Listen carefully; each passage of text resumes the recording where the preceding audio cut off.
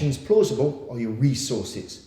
Your primary resource that you have is your awareness and your ability to recognize threat or orientate threat. So your awareness is your radar. If you see it coming, you can avoid it, you can escape. Best self-protection of always don't fucking be there, right?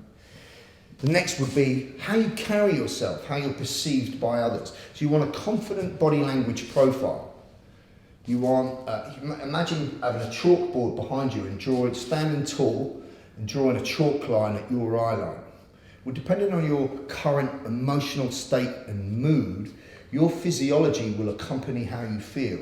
So as an example, if somebody is depressed or lacking in confidence, they tend to live life below eye line, more slouched, more don't look at me, head down type of thing. This is very attractive to a criminal, as we talked about in the predatory optic, because it displays a form of emotional weakness. Conversely to that, if somebody is confident, they raise their upper structure, they lift their sternum, they raise their head, and they live their life above eye line. And now they're much more buoyant in their movement.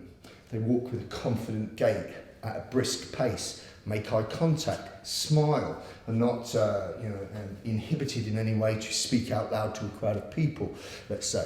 Confident body language profile says loads about you in terms of hardening you as a target.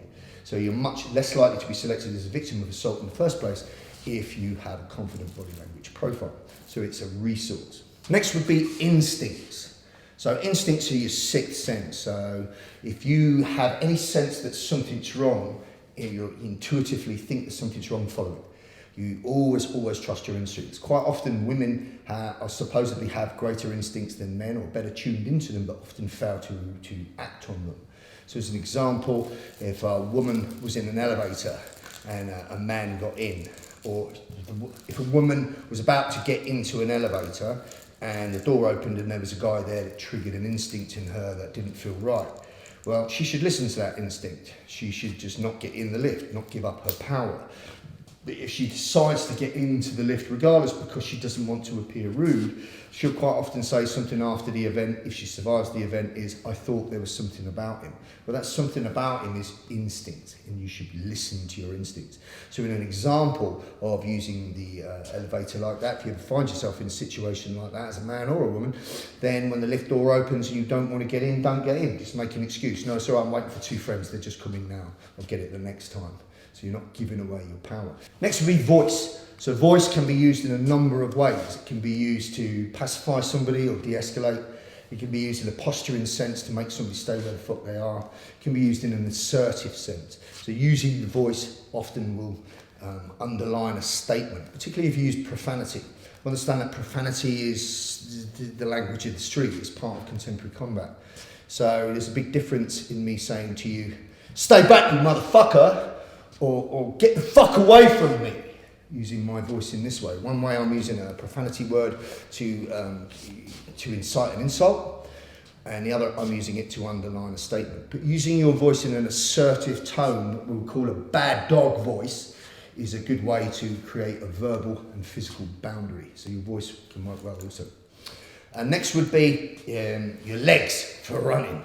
Again, relates to escape, run, get gone. And then finally, your physical tools, which relate to fighting back. So what you'll understand from these options and resources is that there's more options available to you via resources than fighting back. And that really is the difference between self-protection and self-defense. So self-defense indicates that you are already under assault and now you are fighting or defending yourself. Well, as we talked about before, if you're defending, you're fucking losing. Whereas self-protection indicates there's certain hurdles and barriers that the perpetrator would need to negotiate before they can get to you. So as an example, if you have good awareness and radar, you're much likely to see them before they see you, so you could avoid. If somebody approaches you and you implement a physical boundary, that needs to be negotiated before they can get to do what they want to do. In terms of your self-protection, you have more options available to you. So the options available to you again would be to either escape, to verbally dissuade, to partially submit, to posture, or in worst case scenario, fight back. Whereas if your only option is self-defense, then you're fighting back and you're fighting tooth and nail. So options and resources should be known and adhered to.